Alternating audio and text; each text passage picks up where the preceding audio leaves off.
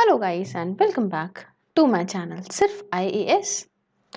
तो यहाँ पे Indian economy by Sanjeev Verma ji की सीरीज को कंटिन्यू करते हुए आज मैं आपके सामने इसका चैप्टर जो 15 है जिसका नाम बैंकिंग है उसका पार्ट 3 प्रेजेंट करने जा रही हूँ। तो आइए शुरू करने से पहले चैनल को सब्सक्राइब कर लीजिए, बेल आइकन को भी प्रेस करिए ताकि आपको रेगुलर अपडेट्स मिलती रहे। चलिए आइए शुरुआत करते हैं। उसी चैप्टर को कंटिन्यू करते हुए आज हम जो टॉपिक सबसे पहले डिस्कस करेंगे वो है रूरल इंफ्रास्ट्रक्चर डेवलपमेंट फंड का। इसका शॉर्ट फॉर्म बार बार यूज करेंगे जो कहता है RIDF। क्लियर है? अब देखिए, जैसे कि मैंने आपको पहले बताया था कि बैंकों को कहा जाता है कि आप कुछ यहाँ पे प्रायोरिटी सेक्टर लैंडिंग करोगे। आप इसके पहले वाला पार्ट देख लीजिएगा, उसमें आपको सब समझ आ जाएगा कि आखिरकार प्रायोरिटी सेक्टर्स कौन कौन से हैं, जिनको बैंक किस परसेंटेज में लेंड करता है अपने लेंडिंग कैपिटल का, तो सब कुछ वहां समझ में आएगा। तो अब जो बैंक्स ऐसे होते हैं जो अपना ये टारगेट नहीं पूरा कर पाते, मतलब जो उनको टारगेट दिया हो जाता है कि इतना पैसा आपको प्रायोरिटी सेक्टर लेंडिंग करनी है, जो नहीं कर पाते हैं, ये यहाँ पे इनको ये होता है कि ये शॉर्टफॉल रखेंगे इसी RIDF में, रूरल इंफ्रास्ट्रक्चर डेवलपमेंट फंड में। अब ये क्या है पहले इसको समझते हैं। शॉर्ट फॉर्म में यूज कर रहे हैं, ठीक है, बार बार कंफ्यूज मत होइएगा। शॉर्ट फॉर्म है RIDF। तो RIDF को बनाया गया था सरकार के द्वारा 1995-96 में, और बनाया इसलिए गया था क्योंकि उस समय भाई जो इंफ्रास्ट्रक्चर प्रोजेक्ट्स वगैरह चल रहे थे उनको फाइनेंस करने के लिए इसे बना दिया गया था। उसके बाद जो फंड है इसे कौन मेंटेन करता है? इसे नाबार्ड मेंटेन करता है। गांव की बात हो रही है, रूरल की बात हो रही है, तो कहीं ना कहीं अगर आप अंदाजा लगाएंगे तो आपको ये नाबार्ड नाम की बॉडी दिमाग में जरूर क्लिक करेगी, जिसका फुल फॉर्म होता है national bank for agriculture and rural development. साथ में देखो भाई, डोमेस्टिक कमर्शियल बैंक जो हैं, जो डोमेस्टिक कमर्शियल बैंक हैं वो भी इस फंड के अंदर पैसा देते हैं, है ना। जो जितना भी इनका शॉर्टफॉल होता है प्रायोरिटी सेक्टर लेंडिंग में एग्रीकल्चर को लेके, तो उतना ये पैसा इसमें डाल देते हैं। अब यहाँ पे जो मेन ऑब्जेक्टिव है कि भैया आखिरकार इस फंड को बनाया क्यों गया, प्राइम ऑब्जेक्टिव बताइए, उद्देश्य बताइए। वो उद्देश्य ये है कि यहाँ पे लोन्स देना स्टेट गवर्नमेंट को या स्टेट गवर्नमेंट द्वारा ओन करे गए कॉरपोरेशन को, ताकि ये लोग मिलके जो रूरल इंफ्रास्ट्रक्चर प्रोजेक्ट्स चल रहे हैं, on going rural infrastructure projects जो हैं उनकी फंडिंग करें, उनको पैसा प्रोवाइड करें और उनको कंप्लीट करें। ठीक है, इसको बहुत और इसका बढ़ा दिया गया है। मतलब पहले तो नॉर्मली काम था, अब इसका स्कोप थोड़ा सा और बढ़ा दिया गया है RIDF का। जैसे कुछ आप कह लो कि रूरल ड्रिंकिंग वाटर स्कीम्स हो गई, सॉइल कंजर्वेशन हो गया, रूरल मार्केट यार्ड्स हो गया, या रूरल हेल्थ सेंटर्स हो गए, आपका प्राइमरी स्कूल्स हो गए, मिनी हाइडल प्लांट्स हो गए, शिशु शिक्षा जो केंद्र हैं ये सब हो गए, आंगनवाड़ीज, ये सब कुछ हो गए ना। तो इन सब को, या फिर क्या कहते हैं, आपका पावर सेक्टर को इम्प्रूव करने के लिए इन सारी एक्टिविटीज को भी अब इसके अंदर जोड़ा जाने लगा है। उसके बाद ये जो RIDF 5 आया था ना, एक एक करके आप समझ लीजिए, यहाँ पे जो 5 वाला आया था तब से पता है क्या है, इसको और इसका जो है दायरा और बढ़ा दिया गया है। मतलब अब इसके अंदर वो प्रोजेक्ट्स भी ले जाने लग गए हैं जो पंचायती राज इंस्टीट्यूशंस के द्वारा शुरू करे जाते हैं, या ऐसे प्रोजेक्ट जो कि सोशल सेक्टर को कवर करते हैं, जैसे प्राइमरी एजुकेशन हो गया, हेल्थ हो गया, ड्रिंकिंग वाटर हो गया। तो अच्छा खासा ही गाँव के इलाके में जितना कुछ मामला होता है ये सारा का सारा RIDF काफी हद तक इसको कवर करता है। ये कुछ कहानी RIDF की। अब आप कहेंगे कि फंड है मतलब पैसा है, तो आखिरकार क्या चीजें हैं जिनको ये फाइनेंस करता है, क्या ऐसी एक्टिविटीज हैं। अब इसकी एक्टिविटीज की अगर हम बात करें तो माइनर इरिगेशन प्रोजेक्ट्स हो गए, या माइक्रो मतलब छोटे छोटे इरिगेशन प्रोजेक्ट्स होते हैं ना, वो हो गए। बाढ़ से बचाने के लिए मतलब फ्लड प्रोटेक्शन की बात करें, वाटरशेड डेवलपमेंट मतलब जो आपका वाटर क्लॉग्ड एरियाज होते हैं, रिक्लेमेशन उनका करना कि भाई जहाँ पे बहुत ज्यादा ऐसे भर भुर जाए, है ना, पानी इकट्ठा हो वहां पे।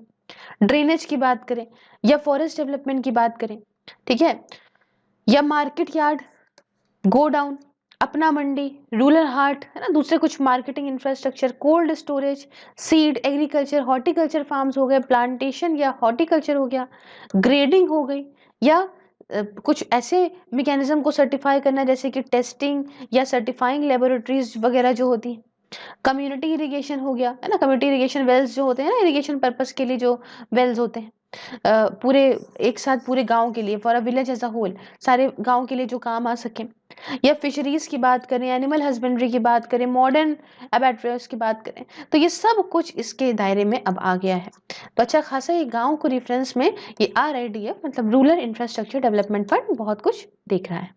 तो ये कहानी हमने RIDF की पढ़ी।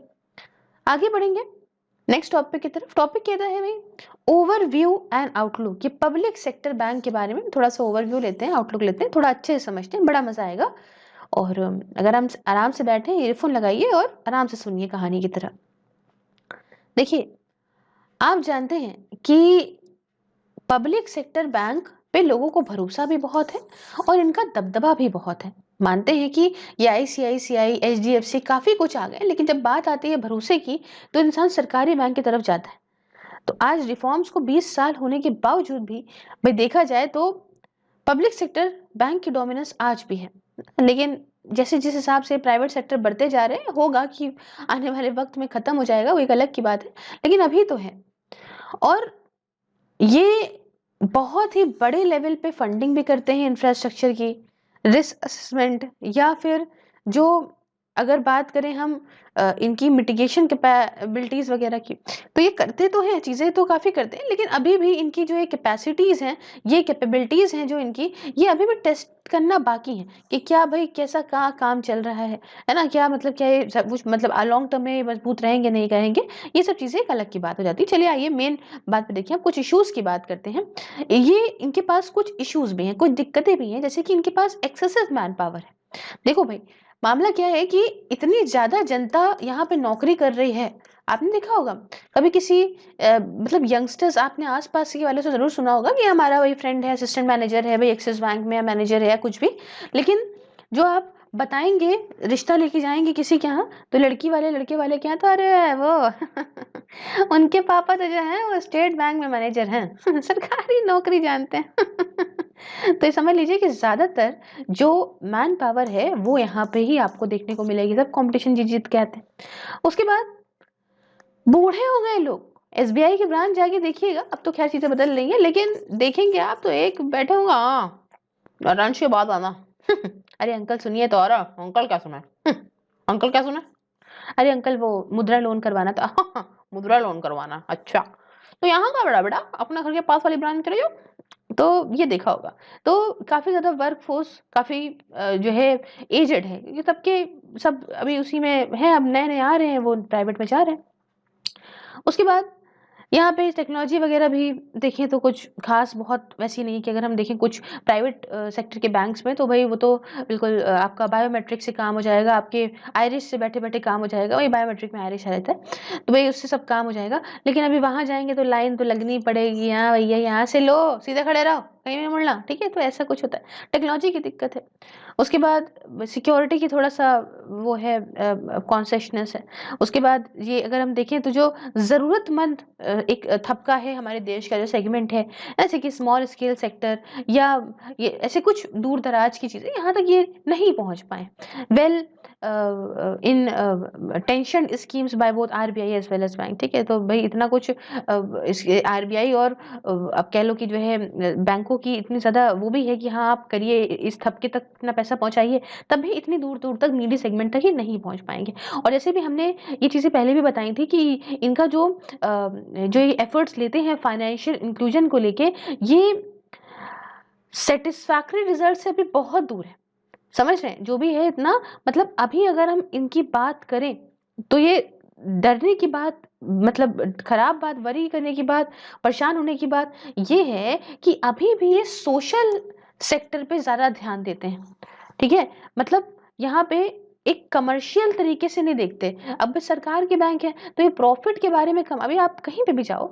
अगर आप सरकारी बैंक से लोन लेते हो तो उनका रेट ऑफ इंटरेस्ट हमेशा कम होता है, ठीक है? और अगर ये कोई ज़रूरतमंदों को लोन देते हैं तो और कम करके देते हैं। तो इनका जो सोशल सेक्टर वाला हिसाब-किताब है ना, ये अभी भी इनका ध्यान उस पे है। अच्छा, वो भी कैसे ना, भई गवर्नमेंट के बैंक है और हम इंडिया में रह रहे हैं, तो ये चीज़ें दिक्कतें पड़ती हैं। अब इससे लेकिन प्रॉब्लम ये होती है कभी-कभी पैसा फँस जाता है, एनपीए बहुत ज़्यादा बढ़ जाते हैं, या ऐसा भी होता है कि भई बदले में इनको इतना पैसा नहीं मिलता जो ये सर्वाइव करें। तो ये कुछ चीज़ें होती हैं, खैर वो तो सरकार फंडिंग करती है, तो एक अलग की बात हो।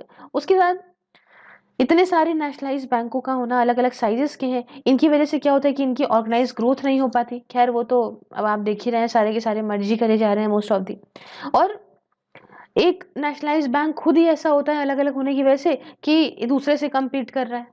अब मान लो कि भई यहाँ पे बैंक ऑफ बड़ौदा भी अलग हो गया, पंजाब नेशनल बैंक भी अलग हो गया और ये आपका एसबीआई भी हो गया। तब ये तीनों ही बैंक हैं, अब ये आपस में ही कम्पीट करने लग जाएँ। तो हैं तीनों ही नेशनलाइज़्ड, लेकिन चूँकि अलग-अलग डिफरेंट साइज़ के हैं, डिफरेंट, खैर एसबीआई तो एक समझ लीजिए कमर्शियल बैंकों का बैंक हो जाता है, लेकिन आपस में ही कॉम्पिटिशन होने लग गया। तो यहाँ पे आप ये बात कह सकते हो हमारे देश के अंदर कि यहाँ पे जो है, पहले हमने तो 2007 में बहुत ज़्यादा जो ग्लोबल फाइनेंशियल क्राइसिस आई थी वो हमने झेली थी। और ज़्यादातर क्यों झेल रहे थे? क्योंकि पब्लिक सेक्टर कैरेक्टर था हमारा। मतलब समझ रहे हैं? ये तो एक फैक्टर है ही है। एक ग्राउंड लेवल पे मैं अगर आपको बताऊँ तो भी एक फैक्टर बहुत अच्छा है कि हमारे यहाँ हर जगह लिखा होता है आज नकद कल उधार। समझ रहे हैं? तो उधारी वाला हिसाब-किताब भी हमारे यहाँ बड़ा कम था। तो ये भी हम इसलिए भी सर्वाइव करे थे। खैर ये एक अलग कंप्लीटली टॉपिक हो जाता है, फिलहाल हम यहीं पे बात करेंगे। तो यहाँ पे हमने इतना ज़्यादा जो 2007 की फाइनेंशियल क्राइसिस आई थी ग्लोबली, उसे हमने इसलिए सर्वाइव भी कर लिया था क्योंकि हम ज़्यादातर पब्लिक सेक्टर कैरेक्टर के थे, है ना? और हम इतना ज़्यादा कॉम्प्लेक्स प्रोडक्ट्स में उलझे भी नहीं थे। अब देखा कितने लोग ऐसे होंगे जिनके पास एक नॉर्मल क्रेडिट कार्ड होगा। अगर आप परसेंटेज ऑफ पॉपुलेशन से मिलाओ तो अब वो थोड़े बहुत होने लग गए, अदरवाइज़ पहले तो क्रेडिट कार्ड का मतलब था अरे बाप रे! नहीं, नहीं बिल्कुल नहीं लेना, आज भी लोग कहते हैं। तो इसलिए भी है कि भाई सिंपल चीज़ें चल रही थी इसलिए हम सर्वाइव कर गए। But same public sector character जो है ना, ये यही एक वजह भी बन जाता है कि जिसकी वजह से बैंक्स बहुत ज़्यादा खुद को एक्सपैंड नहीं कर पा रहे हैं जैसे प्राइवेट बैंक्स कर दे रहे हैं, है ना? मतलब हम उस समय तो सर्वाइव कर गए, ये हमारी चलो इनकी खास बात थी। लेकिन यही वजह आज ऐसी भी वजह है कि बैंक्स बहुत ज़्यादा एक्सपैंड नहीं कर पा रहे हैं अपने आप को। वो जैसे हैं वो तैसे रहते हैं, वो नए प्रोडक्ट्स वगैरह पब्लिक सेक्टर बैंक में देखा है आपने? बहुत ही मुश्किल से पंजाब नेशनल बैंक ने तो बहुत ही टाइम बाद नेट बैंकिंग निकाली थी। समझे? वेल जो इंडिया का आउटपुट है, ये टॉप 5 कंट्रीज़ में आता है, लेकिन अगर हम इंडियन पब्लिक सेक्टर बैंक की बात करें, तो ये टॉप 50 में नहीं आते पूरे वर्ल्ड के अंदर। तो आप समझ रहे हैं हमारे बैंकों की हालत थोड़ी-सी कैसे खराब चल रही। तो हमें बहुत ज़रूरत है कि हम आगे आने वाले समय में इनको बहुत मज़बूत बनाएँ, तभी तो हमारी इकोनॉमी और मज़बूत होगी, हम वर्ल्ड लेवल पे कुछ कर पाएँगे। समझे? तो ये सब इसमें कहानियाँ लिखी हुई हैं। तो यहाँ पे देखो, अभी इस स्टेज में हम प्राइवेटाइज़ेशन के बारे में डिस्कस नहीं करेंगे, और क्योंकि देखो हालाँकि इतना तो पक्का पता है कि प्राइवेटाइज़ेशन ही होगा, यही बैंक फ्यूचर के बनेंगे। लेकिन जनता के इंटरेस्ट में काम नहीं करते, ये सिर्फ़ अपना प्रॉफ़िट देखते हैं और हमें पूरा इकोनॉमी एज़ अ होल देखनी है, तो हमें हर चीज़ को ध्यान में रख के चलना है। लेकिन हालाँकि ये है कि ज़रूरत के हिसाब से अपनी चीज़ों को बढ़ाते हैं, लेकिन फिर वही हो जाता है कि यार एक जो गरीब हैं, बैकवर्ड लोग हैं, उनको थोड़ा-सा ये वहाँ नहीं काम करना चाहते, चाहते हैं जहाँ पे ऐसा पैसा मिले, जहाँ अमीर पॉपुलेशन रहे, ये होता है। खैर, ये सब कुछ लेकिन देखने वाला कौन है? सर्वदाता आरबीआई। जैसे मैंने आपको पार्ट 1, पार्ट 2 में बहुत अच्छे से बताया था, सब कुछ देखती है, रातों-रात चीज़ों को बदल देती है, सब कुछ देखती है। और इंडिया के जो बैंक हैं, वो अभी भी अपने आप को और इवॉल्व कर रहे हैं। ऐसा नहीं है कि बस अब कंप्लीट हो गया, नहीं, धीमे-धीमे नए प्रोडक्ट्स लाते जा रहे हैं, नई चीज़ें लाते जा रहे हैं और जो है वो बैंकिंग को और मजबूत बनाते जा रहे हैं। लेकिन हमारे यहाँ और ज़्यादा ज़रूरत है कि हम साइज़ में बढ़ें, हम ग्लोबल बैंक के तौर पे काम करें, हमारा भी नाम आए पूरे वर्ल्ड के बैंकों में, हमारा भी बहुत नाम हो। ये सब कुछ बातें इस के अंदर एक ओवरव्यू के तौर पे दी गई हैं। तो बैंक देखिए बहुत ज़्यादा इम्पोर्टेंट होते हैं, ये बात तो हमें आपको सबको पता है। और यही अगर हमें इकोनॉमी को मजबूत बनाना है तो इनका बहुत बड़ा मतलब एक तरीके से कहें मेन रोल तो इन्हीं का ही होता है ना? क्योंकि अगर पैसा ये लेंगे नहीं और पैसा ये देंगे नहीं तो कैसे ही इकोनॉमी चलेगी? तो ये बहुत बड़ा रोल है। और एक झटके में देखिए आरबीआई अपने मॉनेटरी क्वांटिटेटिव और क्वालिटेटिव जो टूल्स हैं उसके थ्रू कैसे, मैंने आपको बताया था पार्ट 2 में, कैसे सब कुछ क्रिएट करती है। तो बैंकों का तो बहुत बड़ा रोल होता है। तो हमने कुछ एक तरह से कह लो आपकी ओवरव्यू ले लिया इन सब चीज़ों का। अब नेक्स्ट जो टॉपिक हम पढ़ेंगे, वो जो अभी हमने पहले एक टर्म यूज़ किया था फाइनेंशियल इंक्लूजन का। थोड़ा इसकी कहानी समझते हैं, बहुत अच्छे से समझते हैं, तो समझिएगा। देखो भाई, हमारे देश में बैंक है, चाहे वो पब्लिक हो चाहे वो प्राइवेट हो, हर तरह के बैंक है। लेकिन अगर हम बात करें, क्या हर एक पॉपुलेशन, हर एक जनता, हर एक सिटीजन, हर एक नागरिक, सो यूं कह लो, हर एक तबके के पास क्या ये फैसिलिटी है बैंक की? नहीं है, क्योंकि ये बहुत मात्रा में, करीब 60% तक पेनिट्रेट नहीं कर पाए हमारे देश के अंदर अंदर अंदर। अब जरूरत की बात करें तो भाई जरूरत बहुत है कि यहाँ पे फाइनेंशियल इंक्लूजन की बहुत जरूरत है। मतलब यहाँ पे जो बैंकिंग प्रोडक्ट्स हैं, चाहे वो लोन हो चाहे वो कार्ड्स हो, जो भी चीजें ये लोग प्रोवाइड करते हैं, सर्विसेज प्रोवाइड करते हैं, वो एक बड़े लेवल पे मासेस तक पहुंचना बहुत जरूरी है। और मासेस तक क्या, अमीर आदमी तक नहीं, क्योंकि अमीर आदमी के पास तो सब कुछ वैसे ही पता है। ये दूर दूर जैसे गाँव के लोग होते हैं, पुअर पीपल, वहां तक टेक्नोलॉजी को और बढ़ाने की इनको जरूरत है, और वो भी सस्ते दामों में। ऐसा नहीं कि बस आता का वहां पहुंचे गांव वाले के पास में और उन्होंने कहा कि भाई मिनिमम बैलेंस तो it is 10,000 rupees you have to keep in your account. कहाँ से बेचारा करेगा, है ना? तो ऐसा नहीं, सस्ते दामों में चीजों को देनी। और इसी यही एक वजह है कि इंडिया को पब्लिक सेक्टर बैंक की खास जरूरत है, क्योंकि प्राइवेट सेक्टर बैंक जो होते हैं ना, उनको अपना काम बनता, बाहर में जाए जनता, ऐसा नहीं होता। मतलब ये है कि वो अच्छा प्रोडक्ट देंगे और बदले में पैसा भी मूसेंगे। तो भाई गरीब आदमी के पास थोड़ी ना, और वो सोचेंगे अरे छोड़ो, क्या गरीब आदमी को क्या फालतू दे, पैसा मिलना नहीं है, फल दिया अपना चला जाएगा। लेकिन इसी यही एक वजह है कि पब्लिक सेक्टर बैंक की इंडियन ऐसी कंट्री को बहुत ज्यादा जरूरत है। क्यों? क्योंकि ये सोशल वेलफेयर मेजर्स उठाते हैं कुछ, है ना, सोशल वेलफेयर स्कीम पे ध्यान देते हैं। वैसे ही जैसे प्राइवेटी सेक्टर लेंडिंग मैंने आपको बताया था पार्ट 2 में, ठीक है, ये सब देना, सस्ते दामों में इंडिया के अंदर लोन प्रोवाइड करना, खासकर उन लोगों को जो एग्रीकल्चर में है या कुछ ऐसे नेग्लेक्टेड सेक्शन है हमारी सोसाइटी के। तो ऐसा कुछ ये जो पब्लिक सेक्टर बैंक है, हालांकि ये कर भी रहे हैं जब से नेशनलाइज हुए हैं, कि इनका उद्देश्य यही है कि क्लास को, मतलब यहाँ पे क्लास को मास बैंकिंग में कन्वर्ट करना। खैर, अब यहाँ पे आसानी से, सेफ तरीके से, सस्ते दामों में इनको लोन मिल जाए, कि दूसरी फाइनेंशियल सर्विसेज मिल जाए गरीब लोगों को या वल्नरेबल ग्रुप्स को, या डिसएडवांटेज एरिया में, या ऐसे सेक्टर्स में जहाँ पे जो है वो अच्छे से चीज़ें नहीं पहुँच पाई हैं, पीछे रह रहे हैं, है ना। तो इससे क्या होगा कि जो इनकम डिस्पैरिटीज़ हैं या गरीबी है, इसे मिटाया जा सकता है। और इसी को ध्यान में रखते हुए फाइनेंशियल इंक्लूजन को आइडेंटिफाई करा गया कि ये की डायमेंशन बन सकता है पूरी जो स्ट्रैटेजी है ना उसके लिए। स्ट्रैटेजी क्या है? Towards faster and more inclusive growth. क्या है? Towards faster and more inclusive growth, जो कि 11th 5 ईयर प्लान, जो कि 2007 से लेके 2012 तक चला था, ठीक है, उसके अंदर। चलिए, फाइनेंशियल इंक्लूजन, अब आप क्या कहोगे कि मेरी फाइनेंशियल इंक्लूजन मैम बता दीजिए जल्दी से, बहुत टाइम वेस्ट हो गया। कि फाइनेंशियल इंक्लूजन क्या होता है? देखिए, फाइनेंशियल इंक्लूजन आप जनरली डिफाइन करोगे in terms of exclusion from the financial system. क्या करोगे? कि exclusion from the financial system. एक टारगेट ग्रुप माना जाएगा कि फाइनेंशियली एक्सक्लूडेड है अगर इसके पास कोई भी एक्सेस नहीं होगा मेन स्ट्रीम का, फॉर्मल फाइनेंशियल सर्विसेज का, जैसे banking accounts, credit card, insurance, payment services etcetera. इसको आम भाषा में बुकिश लैंग्वेज हटा दो तो कहने का मतलब ये है कि अगर मान लो, ये इंक्लूजन हटाओ, एक्सक्लूजन पहले समझ लो, इंक्लूजन समझ जाओगे, ठीक है। एक्सक्लूजन मतलब ऐसा एक थपका, मान लो ऐसा पॉपुलेशन जिसके पास यहाँ पे ना बैंक की कोई फ्रेश फैसिलिटी है, ना उसको क्रेडिट कार्ड मिल पा रहा है, ना उसका अकाउंट है बैंक के अंदर, ना उसका कोई इंश्योरेंस है, ना उसकी कोई पेमेंट सर्विसेज है, वो कैसे पेमेंट करे, सब कैश कुछ में चल रहा है ना। तो एक्सेट्रा एक्सेट्रा, अगर कोई सर्विस नहीं मिल रही है तो इसका मतलब होता है फाइनेंशियल एक्सक्लूजन। अब इसी के विपरीत समझ जाओ कि जब इन सब लोगों को, ज्यादा से ज्यादा लोगों को ये सर्विसेज प्रोवाइड करी जाए तो इसका मतलब क्या होगा? Financial inclusion. बस सिंपल सी बात है ये, ठीक है। तो सरकार ने यहाँ पे एक कमेटी बनाई थी 2006 में, 2006 में एक कमेटी बनाई थी जिसके चेयरमैन थे डॉक्टर सी रंगराजन, बड़े फेमस थे। और ये कमेटी इसलिए बनाई गई थी कि पता करिए आप कि आखिरकार ये जो एक्सक्लूजन है फाइनेंशियल सर्विसेज का, जो लोगों को सर्विसेज नहीं मिल पा रही हैं, उसे देखिए कि आखिरकार क्या पैटर्न है, मतलब किस एरिया में नहीं मिल रही, क्या रीजन में है, कौन सा जेंडर, क्या जेंडर में सीन चल रहा है, कहाँ पे किस जेंडर को नहीं मिल पा रही है, क्या ऑक्यूपेशनल स्ट्रक्चर चल रहा है ना, क्या ऑक्यूपेशन करे जिनको ये सब नहीं मिल पा रही है। तो आप ये बताइए कि पता लगाइए आखिरकार कि क्या आखिरकार रुकावटें आती हैं इन वल्नरेबल ग्रुप्स के पास में कि ये लोन नहीं ले पाते, फाइनेंशियल सर्विसेज नहीं ले पाते, और इसके ध्यान में रखते हुए सब कुछ पता लगाइए और दिक्कतों को ध्यान में रखते हुए आप बताइए कि आखिरकार क्या ज़रूरत है फाइनेंशियल इंक्लूजन की। तो ये बहुत ही सिंपल सी बात है जिस कमेटी को बना के और काम दे दिया गया।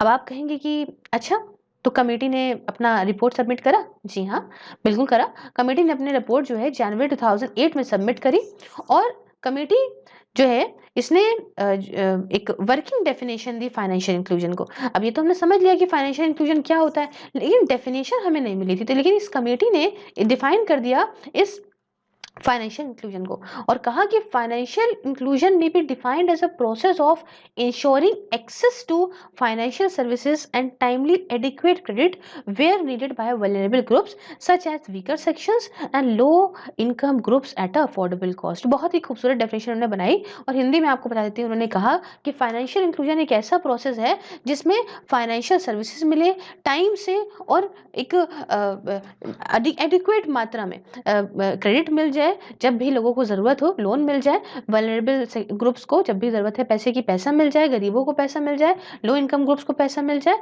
और ये अफोर्डेबल कॉस्ट पे चीज़ें उनको सारी की सारी मिले, कि मतलब ऐसा ना हो कि हाँ 40% पे पैसा मिल गया, ऐसा ना हो, एक अफोर्डेबल कॉस्ट पे हो जिससे वो अपना काम भी कर ले और ये भी। तो ये बहुत ही खूबसूरत सी डेफिनेशन इस कमेटी ने हमारे सामने रखी।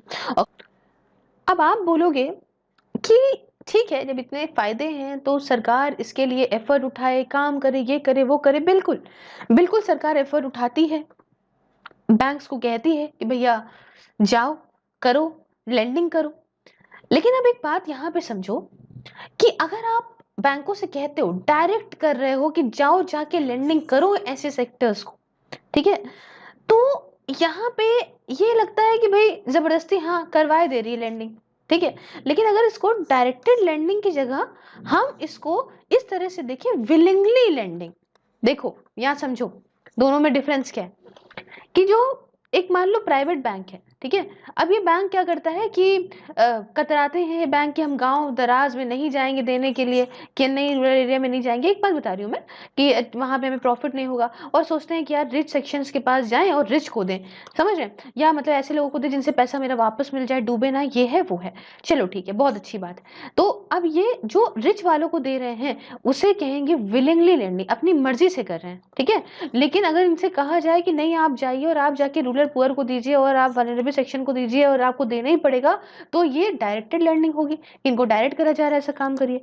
लेकिन अगर हम इसको दूसरे तरीके से देखें तो यहाँ पे समझो कि अगर हम डायरेक्टेड लर्निंग के माध्यम से चाहे फाइनेंशियल इंक्लूजन करना, ठीक है, सोशल वेलफेयर मेजर के तौर पे अगर हम चाहें, तो ये कभी नहीं हो सकता, क्योंकि किसी से तुम जबरदस्ती काम नहीं करा सकते हो। अगर हम इसके विपरीत इसको कमर्शियल तरीके से देखने लग जाएं तो काम होगा। आप कहोगे कि अरे मैम ये क्या आप नया ज्ञान देने लग गई कि भाई कोई क्यों जाएगा जहां उसको प्रॉफिट ना हो। देखो यहीं पे तो गेम है। यहाँ पे अगर हम गरीबों की बात करें, पुअर सेक्शन की, तो जानते हैं वो परेशान क्यों होते हैं गांव दराज में? परेशान होने की वजह उनकी ये होती है कि वहां पे जब वो लोग पैसा वगैरह लेते हैं, अरेंज करते हैं, तो वो मनी लेंडर्स वगैरह से लेते हैं, और उनका रेट ऑफ इंटरेस्ट बहुत हाई होता है इन कंपैरिजन टू कि अगर वो वही चीज वही सेम अमाउंट बैंकों से ले तो वो दे रहे हैं ना मनी लेंडर्स को वो पैसा। अब वो अलग की बात है कि ये जबरदस्ती के लिए कुछ धोखाधड़ी करने लगते हैं तो बेचारे फंस जाते हैं, लेकिन रेट ऑफ इंटरेस्ट तो दे रहे हैं ना। अब इतना रेट ऑफ इंटरेस्ट के बोझ के तले उनको प्रॉफिट नहीं हो पाता है, ये दिक्कत होती है। लेकिन अगर बैंकों से कहें कि भाई आप इसको इसमें अपनी जो है वो प्रॉफिट देखो और तब इनको लैंड करो, तो समझो अगर यहाँ पे वो खरीद ले रहे थे पैसा मनी लेंडर से 30% पे, अगर बैंक उनको 6% पे भी देता है तो बैंक को भी प्रॉफिट तो हो रहा है, ठीक है, ज्यादा मात्रा में लोग लेंगे प्रॉफिट तो होना ही होना है। लेकिन 6% इसके लिए भी बहुत बड़ा बोझ तो है नहीं, और 30% के कंपैरिजन में 6% बहुत कम है।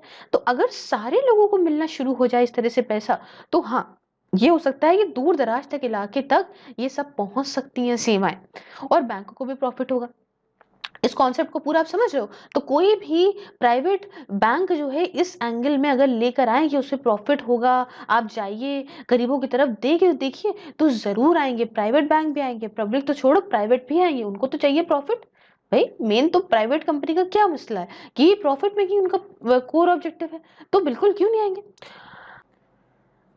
अब यहाँ पे आप बोलोगे ठीक है प्राइवेट सेक्टर मान गया, पहुंचेगा, लेकिन किस माध्यम से पहुंचेगा, क्योंकि भाई फाइनेंशियली अगर हम रास्ते से पहुंचे, फाइनेंशियल रूट से पहुंचे, तो इन सेगमेंट तक आखिरकार कैसे पहुंचेंगे हम, मनी लेंडर्स वगैरह सब हैं, कैसे पहुंचेंगे।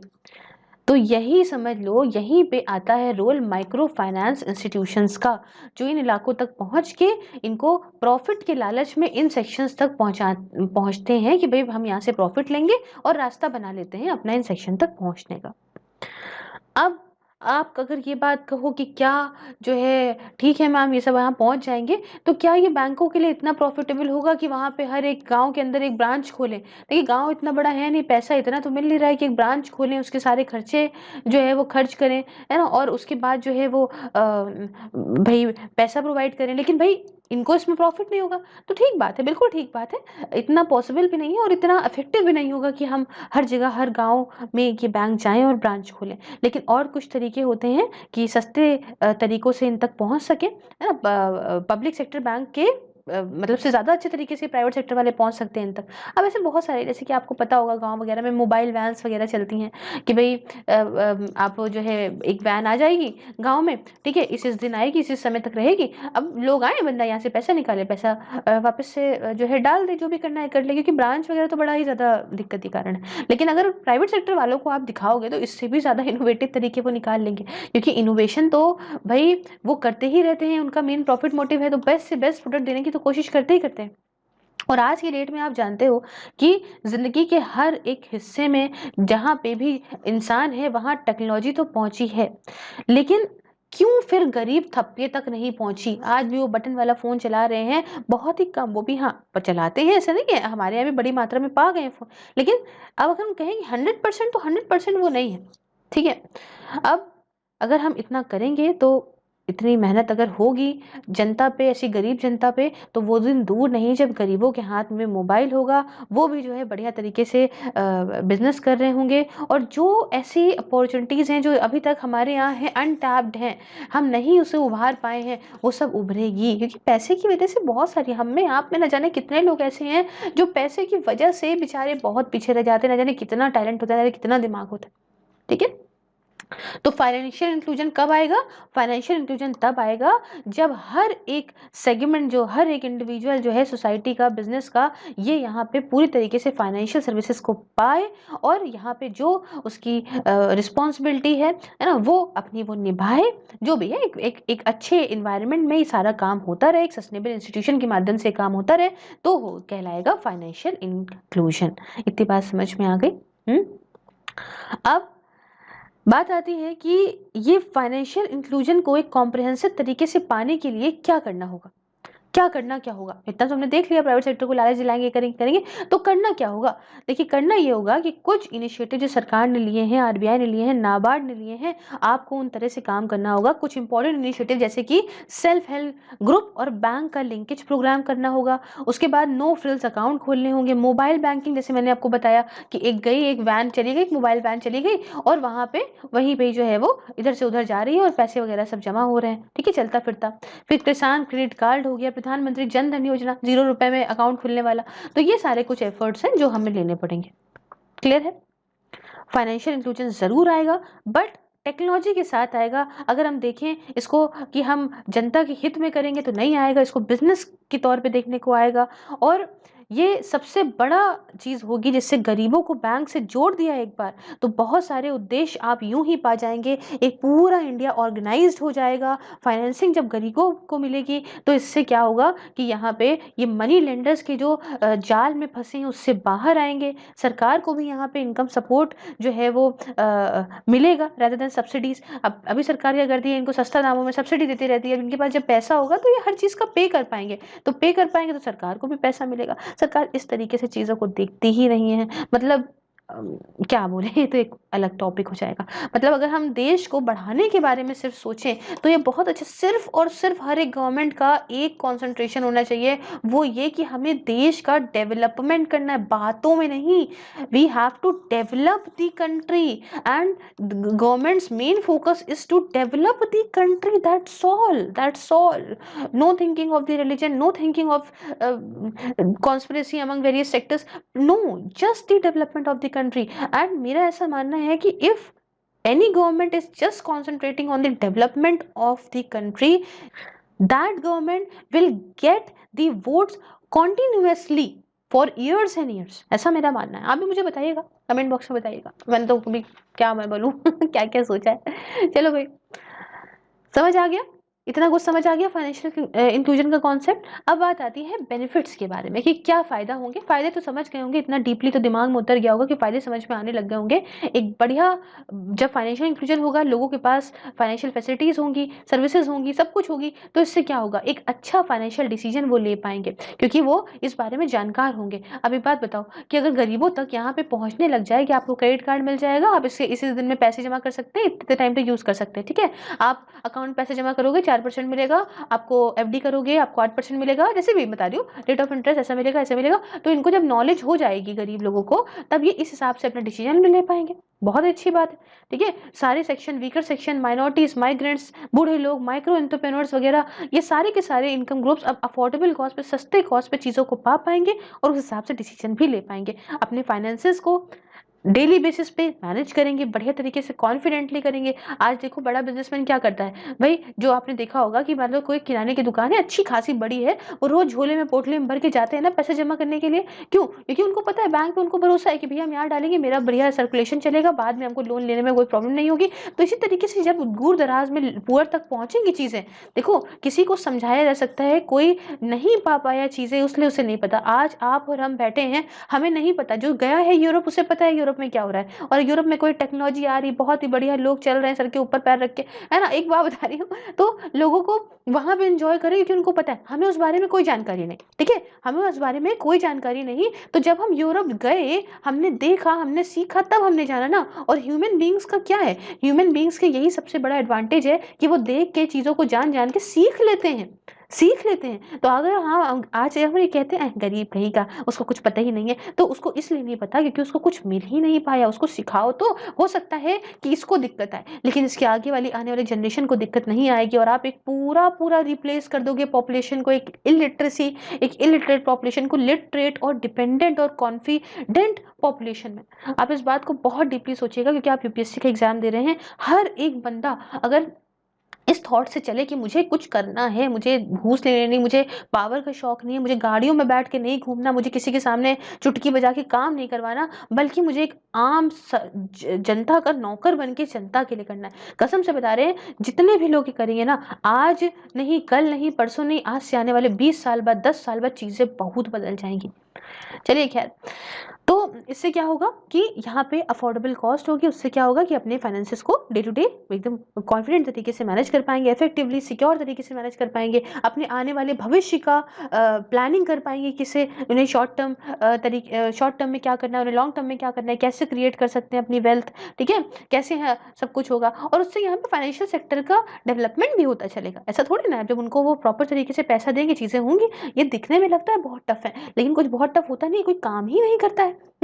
फाइनेंशियल डिस्ट्रेस के साथ में डील कर पाएंगे पूरी तरीके से, और जो है वल्नरेबिलिटी और कम होगी, रिस्क और कम होगा।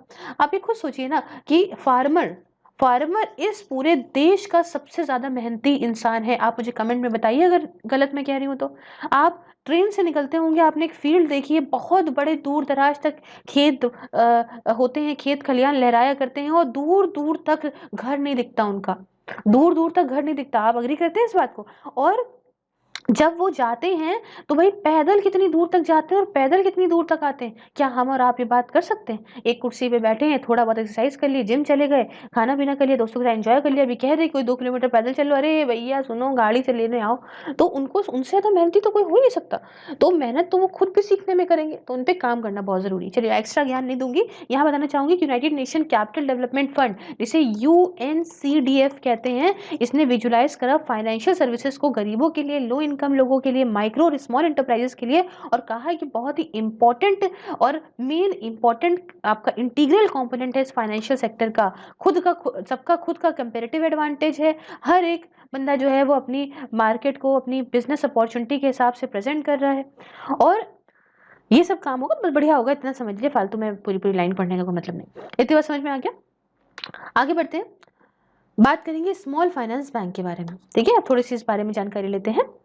अब ये होता क्या है पहले ये समझ लेते हैं। स्मॉल फाइनेंस बैंक, छोटा फाइनेंस करने वाला बैंक, ये एक ऐसा प्राइवेट फाइनेंशियल इंस्टीट्यूशन है जो ऑब्जेक्टिव ये रखता है, उद्देश्य रखता है कि हम फाइनेंशियल इंक्लूजन करेंगे by primary and undertaking basic banking activities of acceptance of deposit and lending to unserved sections including small business units, small and marginal farmers, micro and small industries and unorganized sector entities, but without any restriction in the area of operation unlike regional rural bank और local area bank। बहुत ही simple language में आपको बताना चाहती हूँ कि इनका उद्देश्य ये है फाइनेंशियल इंक्लूजन करना। मैंने बता दिया फाइनेंशियल इंक्लूजन क्या होता है, ठीक है। इसको करना और कैसे करना, छोटे छोटे तरीके से, कुछ पार्ट में, क्योंकि हमेशा एक होल ना एक पार्ट कुछ पार्ट से बना होता है, कभी एक होल अपने आप नहीं आता, ठीक है। तो छोटे छोटे पार्ट में कि भैया यहाँ पे हम छोटे सेक्शन में गए जहाँ पे हमने देखा दिक्कतें हैं, ऐसे सेक्शन है जहाँ पे चीज़ें नहीं पहुँच पा रही हैं, वहाँ गए, हमने उनको लोन दिया, उनसे डिपॉजिट लिया, ठीक है। ऐसे जो कुछ जगह हैं जैसे marginal farmers, small and marginal farmers हो गए, माइक्रो एंड स्मॉल इंडस्ट्रीज हो गई, अनऑर्गेनाइज सेक्टर एंटिटीज हो गई,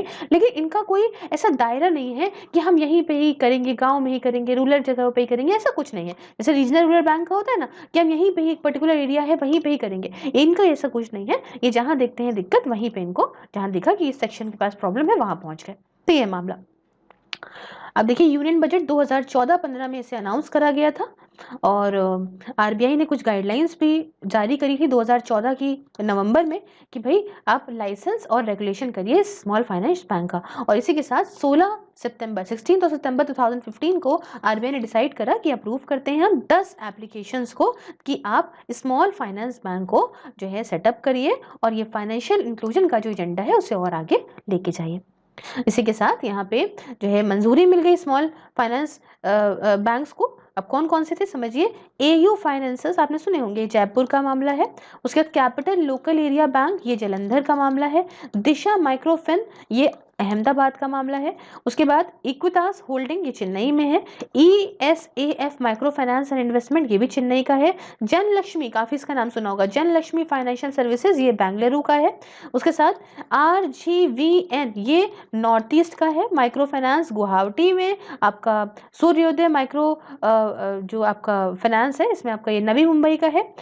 उसके साथ उज्जीवन फाइनेंस फाइनेंशियल सर्विसेज, ये बेंगलुरु का है। और उत्कर्ष माइक्रो फाइनेंस, ये वाराणसी का है। अच्छा, बीच में जो मैंने बोला ना ये RGVN नॉर्थ ईस्ट, ठीक है, माइक्रो फाइनेंस जो है ये गुवाहाटी का है ना, ये पूरा एक ही है, गुवाहाटी में है। मैंने अगर आपको ऐसा लगा हो कि RGVN नॉर्थ ईस्ट अलग है, माइक्रो फाइनेंस अलग है, तो ये नहीं है, एक ही नाम है। क्योंकि बहुत सारे लोग ना सारा चैप्टर पढ़ लेंगे, उसके बीच में एक लाइन में कोई गलती हो जाएगी तो कमेंट ऐसे करेंगे, ओ माय गॉड मैम आपने ये गलत पढ़ा दिया। तो ये मैं बता दूं। चलिए, अब यहाँ पे ये जितने मैंने बैंक्स बताए आपको ऊपर, इनको 72 एप्लीकेशंस में से सेलेक्ट करा गया था। 72 एप्लीकेंट्स आए थे और इतने ही सेलेक्ट करे गए थे। समझ रहे कितने हैं, 10 ही हैं, ये 10 सेलेक्ट करे गए थे। और इनको कहा कि आप कस्टमर से डिपॉजिट लीजिए और पेमेंट वगैरह यहाँ पे जो है दीजिए वगैरह। स्मॉल फाइनेंस बैंक जो है इनको ये था कि मनी वगैरह भी लेंड कर सकते हैं, ठीक है, लोन वगैरह भी दे सकते हैं लोगों को। और ज़्यादातर जो है इनको इन प्रिंसिपल नॉड मिल गया, मतलब मंजूरी मिल गई, जिसमें माइक्रो फाइनेंस इंस्टीट्यूशंस वगैरह सब आ रहे थे। इसका मतलब ये होता है कि ज़्यादातर जो कस्टमर्स हैं इस स्मॉल फाइनेंस बैंक के, ये यहाँ पे स्मॉल एंड मीडियम इंटरप्राइजेस के होंगे, छोटे छोटे बिजनेस नहीं होते हैं, स्मॉल बिजनेसेस के होंगे, ऐसे ज़्यादातर कस्टमर्स होंगे। और ये सारे बैंक यहाँ पे अब क्या करेंगे, लीगल लोन्स दे सकेंगे MSMEs को, SMEs को, और इन लोगों को भी, इन सारी MSMEs और SMEs को भी फाइनेंशियल सिस्टम के अंदर लाएंगे। बढ़िया तरीका लग गया। जहां पे अनबैंक था वहां पहुंचे अनसर्व्ड, डिजर्व्ड सेक्शन सोसाइटी के जितने भी है, सब कुछ इसको इंक्लूड करा गया। जैसे स्मॉल मार्जिनल फार्मर, जैसे वही वाली बात है ना कि स्मॉल इंडस्ट्रीज हो गए, कुछ दूसरे ऑर्गेनाइज सेक्टर एंटिटीज हो गए, सस्ते दामों में अफोर्डेबल कॉस्ट पे इन सब पहुंचा। अब आरबीआई ने एक फ्रेमवर्क बनाया कि स्मॉल बैंक्स को लाइसेंस देंगे और कुछ दूसरे डिफरेंशिएटेड बैंक को भी लाइसेंसिंग देंगे। डिफरेंशिएटेड बैंक मतलब जो एक पर्टिकुलर नीश में के इंटरेस्ट के लिए सर्व करते हो, जैसे लोकल एरिया बैंक हो गए, पेमेंट बैंक हो गए, ये सब यहाँ था कि ये क्रेडिट वगैरह देंगे, रेमिटेड नीड्स जो भी होती है स्मॉल बिजनेस को वो देंगे, अनऑर्गेनाइज सेक्टर को देंगे, लो इनकम हाउस होल्ड को देंगे, फार्मर्स और माइग्रेंट वर्कफोर्स को देंगे। अच्छा, जिनको नीश का मतलब नहीं पता बता दूं कि मतलब एक पर्टिकुलर सेगमेंट, एक सेगमेंट, अब ऐसे समझ लो कि भाई यूपीएससी कर रहे हो, ठीक है, तो यूपीएससी देश का हर आदमी थोड़ी कर रहा है, जितने बच्चे इसको कर रहे हैं, जितने एस्पिरेंट्स को कर रहे हैं, वो सारे के सारे एक पर्टिकुलर नीश में आ गए, ठीक है, तो ये होता है मामला। चलो भाई, हमने पूरी बात कर ली। आई होप आपको ये पार्ट बहुत अच्छा लगा होगा। If you like the video, please like the video, share it with your friends, subscribe your channel self IAS, and if you want to join my membership and enjoy the various perks, just press the join button and enjoy the various perks. Also, you can watch these videos on Facebook also, just like the page Sirf IAS, and watch these videos there, and other social media platform link are in description box. Please follow me there. Thank you so much for discussion. Have a wonderful day. Take care.